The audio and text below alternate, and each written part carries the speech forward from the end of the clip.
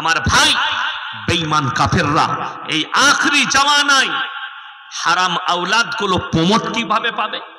আজকে আমি জলসায় এসছি, আমাকে যদি হাজী সাহেব জিজ্ঞেস করে, ইয়াসিন সাহেব আপনার পরিচয় কি, আমি আমার বাবার নাম লুব না মায়ের বাবার? আমি যদি হাজী সাহেবকে জিজ্ঞেস করি, আপনি মমিনপুরের মানুষ, আপনার পরিচয় কি, উনি মায়ের নাম বলবেন না বাবের? যদি বাবা মারা যায় তাও আমরা বলি আমি মৃত অমুকের ছেলে, ঠিক কিনা? কথা বলেন কেন? আপনাদের এখানে ছাগল আছে না নাই? কথা বলে না? আছে। আচ্ছা, ছাগলের ছানা হলে পাঁঠার ছানা বলেন না?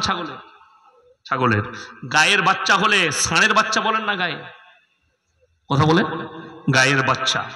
শুনেলেন দুটো কথা এখানে। আল্লাহ তাআলা মানুষের, ইনসানের পরিচয় ঘটিয়েছে বাপের দ্বারা, জানোয়ারের পরিচয় ঘটিয়েছে মায়ের দ্বারা। একটা ঘটনা শুনিলেন, ইমাম আবু হানিফা রাহিমাহুল্লাহ, তিনার কাছে একদল মহিলা হাজির। মায়েরা শুনবেন, আপনাদের জন্য উপকার আছে, বিশেষ করে শিক্ষিত মেয়েরা। বেঈমান কাফেররা যাদের মাথায় বিষ ঢুকাচ্ছে ইসলাম সম্পর্কে, সেই শিক্ষিত মেয়েরা ভালো করে শুনবেন। ইমাম আবু হানিফা রাহিমাহুল্লাহকে তারা প্রশ্ন করলো, একদল মহিলা, হে যুগের ইমাম, ইসলামে একটা পুরুষ 4টা মহিলাকে বিবাহ করতে পারে, 4টা বিবি রাখতে পারে, কিন্তু একটা মেয়ে কেন 4টা স্বামী রাখতে পাবে না? একটা মেয়ে কেন 4টা স্বামী রাখতে পাবে না? ইমাম আবু হানিফা রাহিমাহুল্লাহ বললেন, এই তোমরা কালকে এসে উত্তর দেবো। আলহামদুলিল্লাহ, যখন এই কথা বলে দিল, মহিলারা চলে গেলেন। আপনারা বলুন, ইসলামে 4টা বিয়ে করা জায়েজ আছে না নাই? আসামের মুখ্যমন্ত্রী হিমন্ত বিশ্ব শর্মাজি আমাদের নামে অভিযোগ করেছে মুসলমান 4 বিবিয়া রাখতে। মুসলমানরা 4টা করে বউ রাখে। এই 4টা বউ কার আছে? হাত তুলেন। একটাতেই ঝামেলা শেষ নাই। দিল্লি কা লাড্ডু জো খায়গা ও ভি পস্তায়েগা, জো না খায়গা ও ভি পস্তায়েগা। 4টা বউ। উনি মনে করছেন মুসলমানরা 4টা করে বউ রাখে। না না, 4টা ইসলামী শরীয়তে জায়েজ আছে। আলেমরা ছাড়া আপনারা বলুন, কেউ যদি দ্বিতীয় বিয়ে করতে চায়, তার বউয়ের কাছে অনুমতি নিতে হবে না? হবে না? হ্যাঁ, যারা বলছেন অনুমতি নিতে হবে, এরকম ভালো বউ কারো আছে? আপনি রাতের বেলায় বলবেন, কালকে না হুজুর বলে গেছে যখন আর একটা বিয়ে করবো, তোমাকে চুমু খাবে না, ঝাঁটা করে মারবে? কথাটা বুঝতে পেরেছেন না? পারেননি? হ্যাঁ, তাহলে এই জন্য আলেম আর সাধারণের পার্থক্য। আপনারা জানেন বিবির কাছে অনুমতি নিতে হবে, আর ইসলাম বলছে, শরীয়ত বলছে বিবির কাছে অনুমতি নেবার কোনো প্রয়োজন নাই দ্বিতীয় বিবি গ্রহণ করার জন্য। মায়েরা যারা জলসা শুনছে তারা মনে মনে ভাবছে, আচ্ছা 8 কুড়োর বেটা মৌলবীকে আর দাওয়াত দিয়েছে তো। আর যারা এখানে জলসা শুনছে, অনেক যুবক মনে মনে করছে, সালা ভালো হুজুরকে দাওয়াত দিয়েছে, কাল কি আমি দীপালিকে আবার বিয়ে করে নেবো, তুইও মার খাবি আমিও খাবো। আমার মায়েরা, না, বিবির কাছে অনুমতি নেই, কিন্তু আল্লাহ তাআলা যেখানে রোখাওয়াত দিয়েছেন, তোমরা দ্বিতীয় বিবি গ্রহণ করতে গেলে তোমার দিল যদি বলে, তোমার নফস যদি বলে 2টো বিবিকে সমান চোখে দেখতে পারবো না, তোমার জন্য একটাই বিবি যথেষ্ট। কারোর যদি 2টো বউ থাকে, একটা বউকে যদি 500 টাকা দামি শাড়ি দেন, আর একটা বউকে যদি 400 টাকা, সে যদি তাহাজ্জুদ গুজার হয়, পৃথিবীর কোনো মৌলবীর দোয়া তাকে কবরের আযাব থেকে আটকাতে পারবে না। কারোর যদি 2টো বউ থাকে, একটা বউকে যদি 40 টাকা কিলো চাল দেয়, আর একটা বউকে 30 টাকা কিলো, জেনে রেখে দিবেন, সে যদি কাবা ঘরে নামাজ পড়ে, তার নামাজের নেকি তো সে পাবে, কিন্তু কবরের আযাব তাকে রুখতে পারবে না। বিবির সঙ্গে অন্যায় করার কারণে আমার মায়েরা, আল্লাহ কারুর হক মারেননি। আল্লাহ তাআলা গোটা পৃথিবীর বায়োডাটা আল্লাহ কোরআনে ভরেছেন। 4টা বিয়ে করা শরীয়তে জায়েজ একটা পুরুষের জন্য। কেন? তোমার স্ত্রী যদি বন্ধা হয়, স্ত্রীর যদি বাচ্চা না হয়, বংশ বিস্তারের জন্য তুমি দ্বিতীয় স্ত্রী গ্রহণ করো। কিন্তু যদি তোমার মন বলে 2টো বিবিকে সমান চোখে দেখতে পারবো না, তখন তোমার জন্য একটাই বিবি যথেষ্ট। দ্বিতীয় নম্বর, আপনি ডাক্তারের কাছে গেছেন, আপনার স্ত্রীর জন্য ডাক্তারে বলল আপনার স্ত্রীর এত বড় প্রবলেম আছে শারীরিক, তো আপনার স্ত্রীর সঙ্গে আপনি আর মিলামিশা করতে পাবেন না। আপনার যৌবন আছে, আপনার এই যৌবনের খিদা মিটাবার জন্যে, যৌবনটা মিটাবার জন্যে আল্লাহ রাব্বুল আলামিন ইজাজত দিয়েছে আপনি দ্বিতীয় বিবি গ্রহণ করো। কিন্তু শুনে রেখে দেন, আপনার যদি মনে হয় আপনি দ্বিতীয় বিবি গ্রহণ করলেন, তা বলে এটা নয় যার সঙ্গে মিলামিশা হচ্ছে না তার সঙ্গে খারাপ ব্যবহার করবেন না। দুটোকে সমান চোখে দেখতে হবে, সমান অধিকার দিতে হবে, কষ্ট দিতে পারবেন না। এটাই ইসলাম। ইমাম আবু হানিফা রাহিমাহুল্লাহ পেরেশান হলেন। শুনে রেখে দেন, আমি কেন এই ঘটনা বলছি, কেন এই উক্তিটা তুলছি, আপনি বুঝতে পারবেন হারাম আওলাদ গুলো কিভাবে প্রমোট হচ্ছে, কিভাবে প্রমোট হবে কিয়ামতের পয়লা। প্রথমে আমাদের কাছে কিভাবে চলে আসবে হারাম আওলাদ গুলো। ইমাম আবু হানিফা রাহিমাহুল্লাহ বাড়িতে খানা খেতে বসেছে পেরেশানির হালতে। আচ্ছা, আমাদের টেনশন থাকলে বাড়ির বিবিরা ছেলেরা বুঝতে পারে না বাপের টেনশন আছে, বুঝতে পারে। ইমাম আবু হানিফা রাহিমাহুল্লাহর মেয়ে, তিনি খানা খাওয়াচ্ছেন, আব্বাকে বললেন, আব্বা মনে হচ্ছে যেন আপনি কোনো টেনশন ভোগ করছেন। তিনি বললেন, মা মহিলারা আমাকে প্রশ্ন করেছে পুরুষরা 4টা বিবি রাখতে পাবে, ইসলামী শরীয়তে একটা মেয়ে কেন 4টা স্বামী রাখতে পাবে না? আমি উত্তর দিতে পারিনি, উত্তরটা খুঁজছি। ইমাম আবু হানিফা রাহিমাহুল্লাহর মেয়ে বললেন, আব্বু টেনশন নিবেন না, সকালে মহিলাগুলোকে আমার কাছে পাঠান, আমি উত্তর দেবো। পারবে? হ্যাঁ, আমি দিয়ে দেবো। তিনি দরবারে বসে আছেন নিজের অফিসে। এমন সময় মহিলারা পর্দায় হাজির। হে যুগের ইমাম, আপনি আমার উত্তর দেন আমাদের। তিনি বললেন, যাও তোমরা আমার বাড়িতে আমার মেয়ের কাছে চলে যাও, সেই উত্তর দিয়ে দেবে। যখন তেনার মেয়ের কাছে পৌঁছালো, তিনি বললেন, শোনো তোমরা সবাই বসে যাও। রেওয়ায়েতে আছে সব বাড়ির হাতে একটা করে কাটোরা ধরিয়েছেন। একটা করে কাটোরা দেওয়ার পরে প্রত্যেকটা মহিলাকে বললে, তোমরা পর্দার আড়ালে যাও আর নিজের নিজের স্তন থেকে দুধ বের করে নিয়ে এসো। সেই যুগটা টেকনোলজির যুগ ছিল না, সায়েন্সের যুগ ছিল না। সবাই নিজের কাটোরা করে একটু করে দুধ বের করে এনেছেন। একটা বড় পাত্র রেখে পাত্রের মধ্যে সব দুধগুলো ঢেলে দিলেন, মিক্স হয়ে গেল। এরপরে ইমাম আবু হানিফা রাহিমাহুল্লাহর মেয়ে বললে, হে মহিলারা, তোমরা নিজের নিজের দুধগুলো বের করে লাও।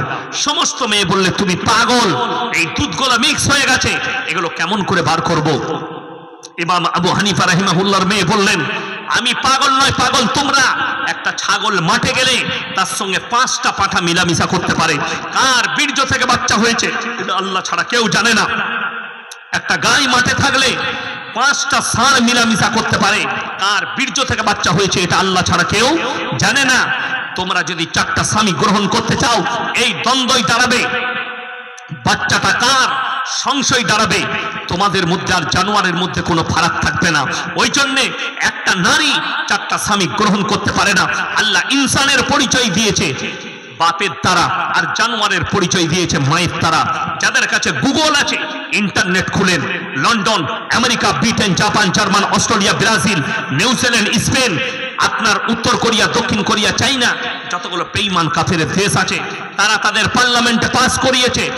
এরপর থেকে যতগুলো বাচ্চা পয়দা হবে, তারা যদি চায় মায়ের পরিচয়ে বাঁচতে, তারা মায়ের পরিচয়ে বাঁচতে পারবে। তারা নাম দিয়েছে রিলেশনশিপ। 1 মাস আগের খবর, একজন দামি ফুটবলার, যদিও তার নামটা আমি উচ্চারণ করব না, তার গার্লফ্রেন্ড প্রেগনেন্ট হওয়ার পরে ফেসবুকে ফটো পেস্ট করেছে, আমি প্রেগনেন্ট। তার ওই বয়ফ্রেন্ড ফুটবলার 2টো নাম চুজ করেছে, ফেসবুকে পোস্ট করেছে, মেয়ে ছেলে হলে এই নাম রাখবো, বেটা ছেলে হলে এই নাম রাখবো। তৃতীয়বার ওই মেয়েটা পোস্ট করছে, দ্বিতীয়বার, যে আমার পেটে যে বাচ্চাটা আছে এটা তোমার নয়। তোমার সঙ্গে ঝগড়া হওয়ার পরে আমি অন্য পুরুষের সঙ্গে মিলামিশা করেছি, এই বাচ্চাটা তার। জোরে বলুন নাউজুবিল্লাহ। এই বাপের পরিচয় সে দেয়নি, এই বাচ্চাটা পয়দা হবে, এ মায়ের পরিচয়ে বাঁচবে। তাদের কাছে জিনা আম হয়ে যাবে। আর আল্লাহ রাব্বুল আলামিন কোরআনে আদেশ দিলেন, ওয়ালা তাকরাবুজ জিনা ইন্নাহু কানা ফাহিশা ওয়া সাআ সাবিলা। হে আমার নবী বলে দাও, ব্যভিচার করা তো দূরের কথা, যে রাস্তায় ব্যভিচার হয় সেই রাস্তার ধারে পাশে তোমরা যাতায়াত করবে না। এটা কোরআন। মুসলমানদের উচিত এই কথার উপরে আমল করা। আমার মায়েরা বোনেরা, মুসলমানদের কাছে সব থেকে বড় পাপ যেটা ছুটে এসেছে সেটার নাম পরকিয়া। স্বামী সৌদিতে থাকে, বিবি পরকিয়ায় লিপ্ত। স্বামী কাতারে থাকে, পরকিয়ায় লিপ্ত। স্বামী ইনকাম করে টাকা পাঠাচ্ছে, তুমি পরকিয়ায় লিপ্ত হচ্ছ। হে পুরুষ, হে নারী, তুমি যদি মনে হয় আমার স্বামীকে আমার কাছে প্রয়োজন, সৌদি পাঠাবার দরকার নেই, চাষ করবে, খাটবে, তোমাকে যেটুকু এনে দেবে সেটুকু খাও। আমাদের সমাজের লোক মনে করে পয়সা থাকলে তবেই মানুষ, পয়সা না থাকলে খাওয়া যায় না, পয়সা না থাকলে খেতে পাই না। ভুল। রুজির মালিক আল্লাহ। রাসূলের হাদিস, যারা আল্লাহর রাস্তায় দিনের পথে থাকবে আল্লাহ মৃত্যুকাল পর্যন্ত তাদেরকে ইজ্জতে রুজি দান করবেন। রাসূল হাদিস বর্ণনা করেছেন, যারা 5 ওয়াক্তের নামাজি হবে আল্লাহ কোনোদিন তাদের রুজিতে কমি দিবেন না। জোরে একবার বলুন সুবহানাল্লাহ। যারা 5 ওয়াক্তের নামাজি হবে আল্লাহ কোনোদিন আপনার খাবারে, আপনার রুজিতে আল্লাহ কমি দিবে না। ওই জন্য অনুরোধ করে বলছি প্রত্যেকটা ভাইকে, আপনারা নিয়ত করলেন আজ থেকে নামাজি হবে, জোরে বলুন ইনশাআল্লাহ। ভালো মন্দ খাওয়াটা মেটার করে না, হালাল রুজিটা মেটার করে। আমাদের সমাজে সব থেকে কম বেতন কার? কথা বলেন। ইমামদের। সব থেকে ভালো খাবার কার? মৌলবীদের। আমরা চাই না আমাদের দস্তরখানে পৌঁছে যায়। আমি তো অল্প ভাত খেলাম, সবজি দিয়ে 2 পিস গরুর মাংস নিলাম। ভাইজান বললে আপনার লেগে দেশি মুরগি আছে, দেশি মুরগি রান্না করেছে। রুজি গাদা। আল্লাহ বললেন যতটা মেপেছি ততটা খাও। রুজি আল্লাহ মাপে, আপনি অনুভব করতে পারবেন না। আমি 1 জানুয়ারি আমার প্রোগ্রাম ছিল ত্রিপুরা আগরতলায়। আগরতলা গিয়েছিলাম। আমি এয়ারপোর্টে বসে আছি, সকালে ঢুকে গেছি। তো মালদা থেকে এসে এয়ারপোর্টে ঢুকে আমি সকাল 8টায় ঢুকে গেছি কলকাতা এয়ারপোর্টে। 12টার পরে ফ্লাইট আছে। তো আমি বসে আছি, 1 কাপ কফি খেলাম। তো একজন অফিসার, আমাদের বর্ধমান জেলায় বাড়ি, তিনি দেখতে পেয়ে আমাকে ছুটে এসছেন। আমার হাতটা ধরে 10:30টার সময় বললে, হুজুর আপনার অনেক দেরি আছে গাড়ি, আপনি একটু খানা খান। আমি বললাম খাবো না। না হুজুর খেতে হবে। তার অফিসে নিয়ে গেল। সবজি, ডাল, ভাত, রসগোল্লা, পাঁপড়, থাল ছিল একটা, যেটাকে থাল খেলাম। আর আল্লাহ শুকর আদায় করলাম, আল্লাহ রুজি তুমি মাপো।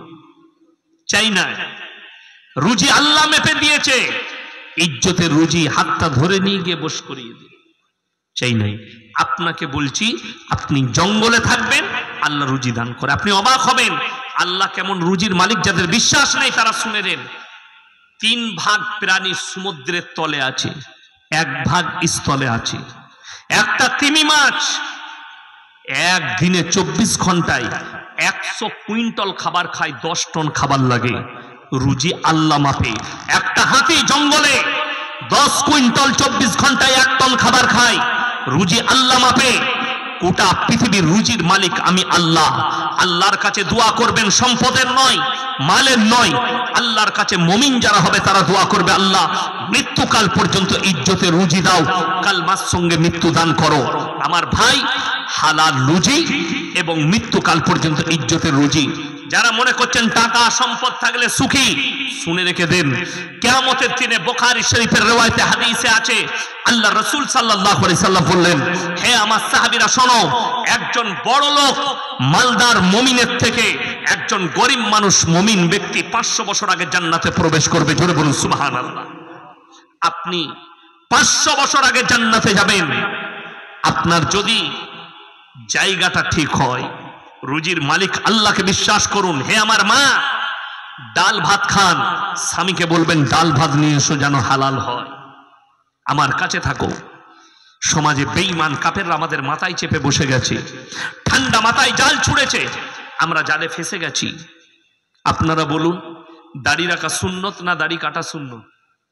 কথা বলে না? দাড়ি রাখা। অথচ 80% মুসলমান দাড়ি চাচা, নিজে থেকে দাড়িগুলো চেঁচে দেয়। আপনি আল্লাহর কাছে কি হিসাব দিবেন? রাসূলের কাছে কি মুখ দেখাবেন? আপনি ভেবে দেখুন।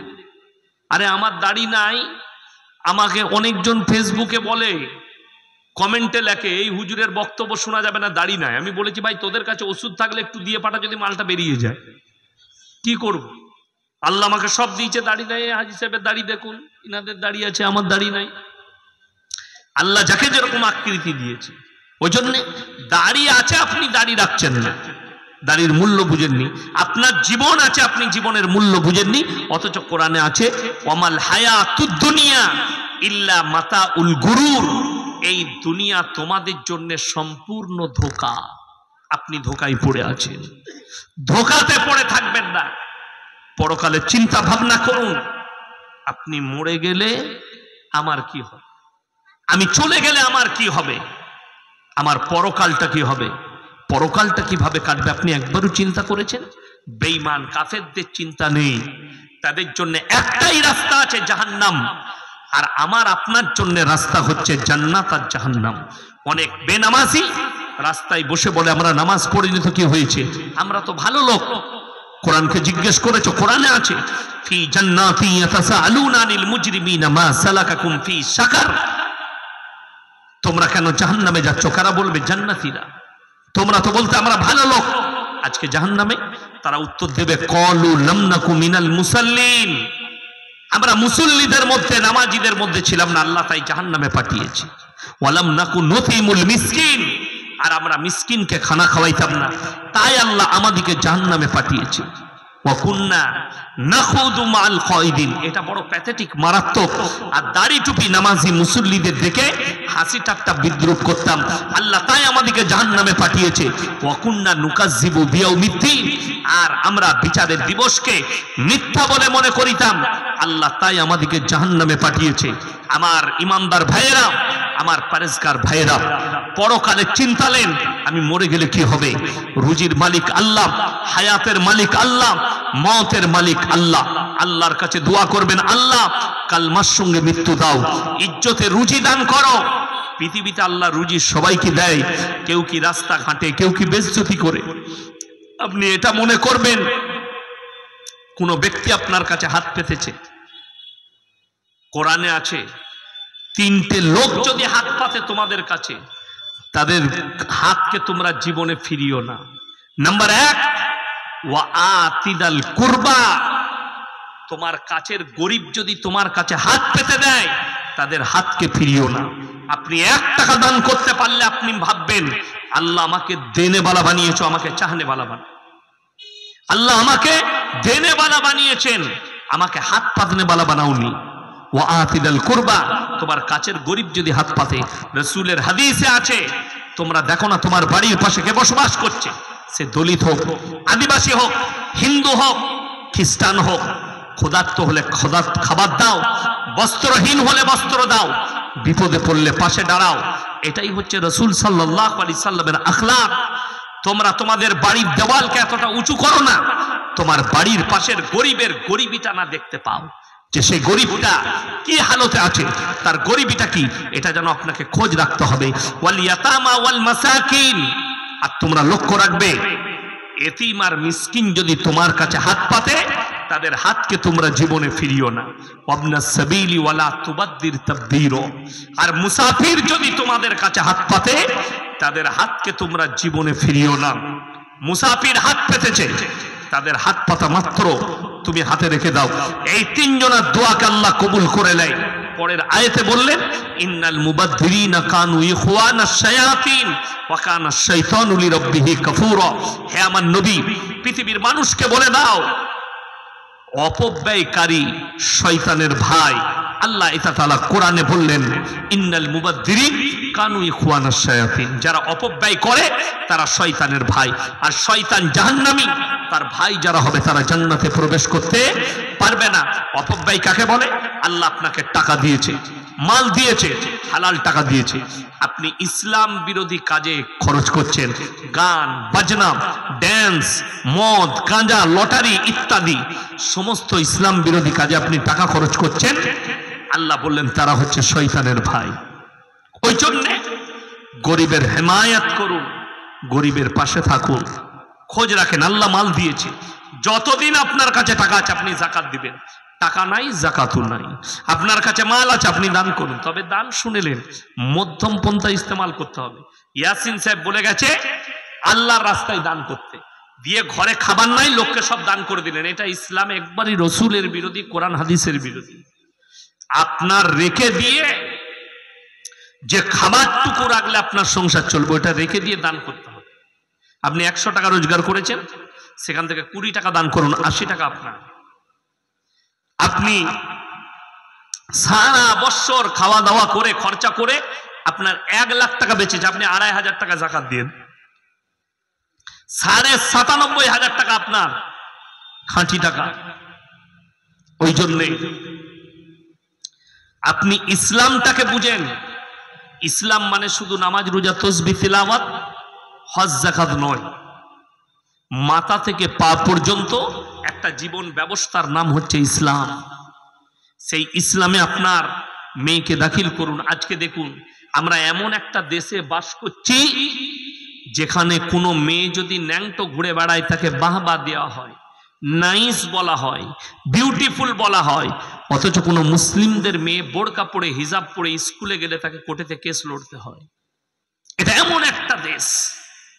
আজকে বড় কষ্ট লাগে, বিদেশের লোকরা মাটির নিচে সোনা খুঁজছে, আরবের লোকরা মাটির নিচে তেল খুঁজছে, বিদেশের লোকরা মাটির নিচে সম্পদ খুঁজছে, আর ভারতের লোকরা মাটির নিচে মন্দির খুঁজে বেড়াচ্ছে, মসজিদের নিচে মন্দির খুঁজে বেড়াচ্ছে। দুঃখ এটাই, পার্থক্য এটাই যে আপনি মন্দির খুঁজছেন আর কেউ খুঁজে বেড়াচ্ছে কি? খুঁজে বেড়াচ্ছে কি? সম্পদ। আপনি সম্পদ খুঁজেন, মন্দির নয়। আজকে চাইনা কেন ফার্স্ট? চীন টেকনোলজিতে আগে গেছে, তার কারণ কি জানেন?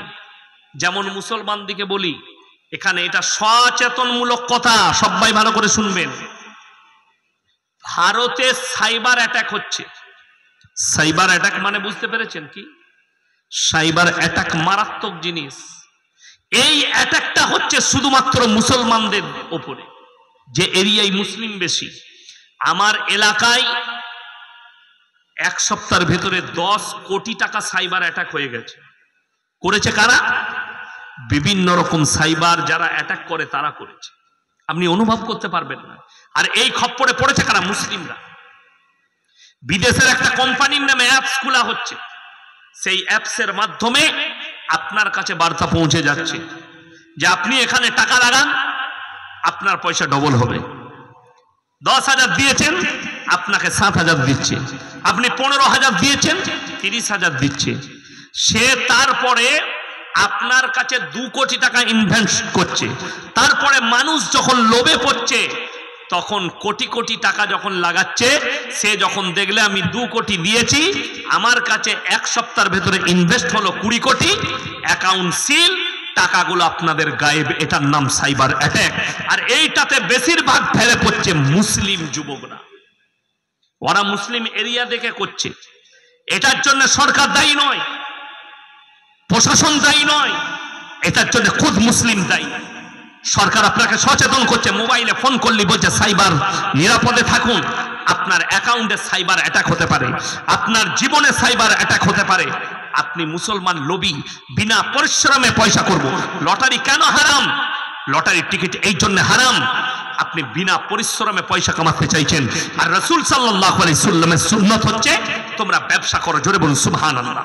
পরিশ্রম করো, ব্যবসা রাসূলের সুন্নাত। আল্লাহ ব্যবসাকে হালাল করলেন, আপনি ব্যবসা করে খান। দমকল বাজারে আপনি আলু বিক্রি করবেন, জায়েজ আছে, কোনো অসুবিধা নাই। আপনি গিয়ে আপনার এই গ্রামে আপনি সবজি বিক্রি করবেন, সারা দিনে 1000 টাকা লাভ করলেন, 500 টাকা লাভ। আল্লাহর কসম হালাল পয়সা, যেটা খাবেন হালাল, আর এর মধ্যে কোনো রকমের কোনো কিন্তু থাকবে না। শুনেলেন গরিব মানুষ কেন 500 বছর আগে জান্নাতে যাবে? তার কারণ আল্লাহকে আপনি বলতে পারবেন না, আল্লাহ রোজ ইনকাম করে এনেছি, খেয়েছি আর শেষ হয়ে গেছে। আল্লাহর কাছে বলতে পারবেন। কিন্তু আপনি ভেবে দেখুন, যাদের কাছে পয়সা আছে, সম্পদ দিয়েছে, আল্লাহ এক একটা টাকার হিসেব নেবেন।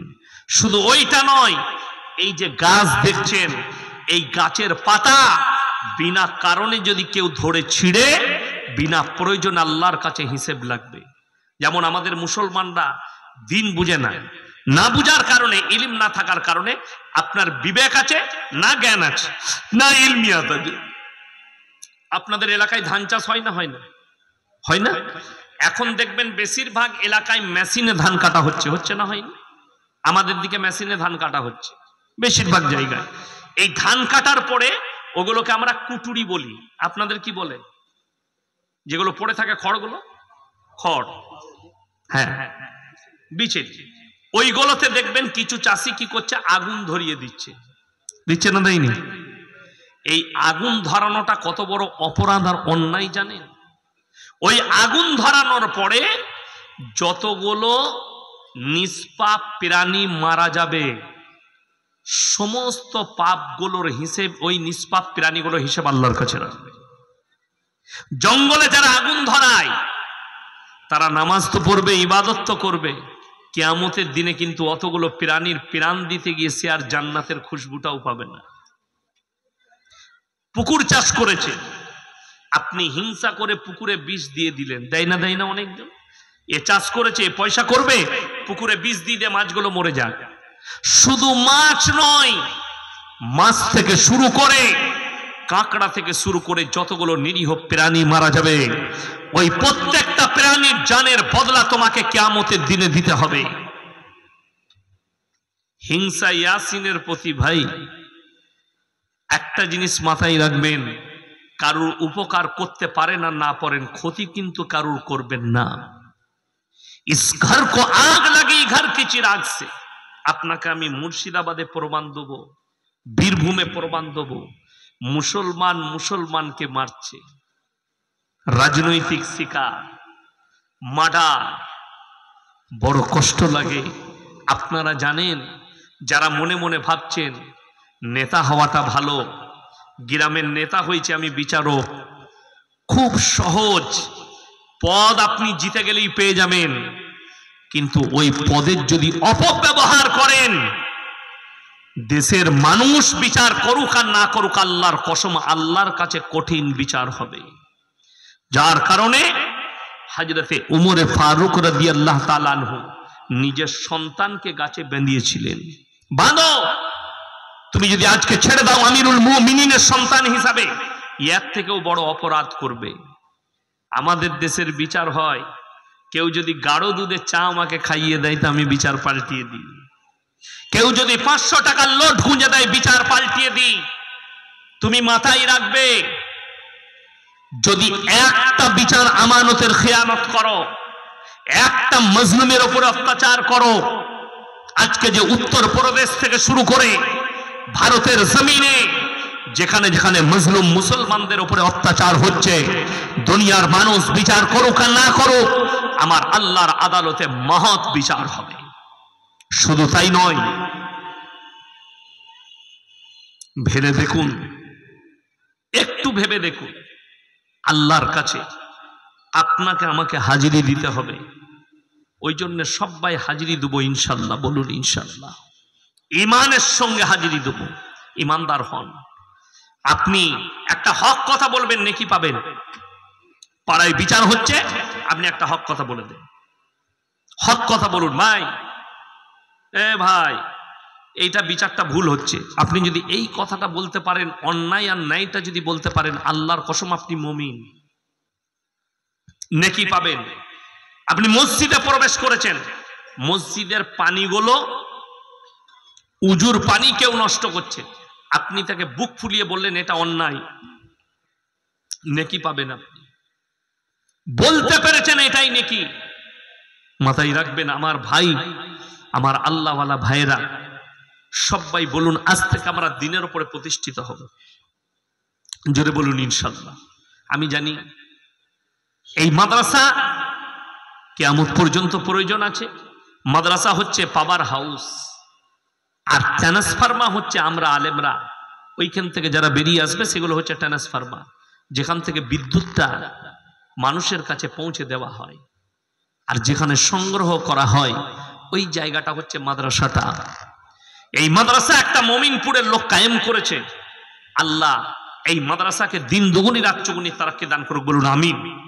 আমার ভাই, আমি জানি অনেক টাকা দিয়েছেন, মুখলিসুর রহমান ভাই চেয়েছেন, আপনারা হাত বাড়িয়েছেন, টাকা দিয়েছেন, আমি আপনাদের কাছে সেরকম কিছু চাইবো না।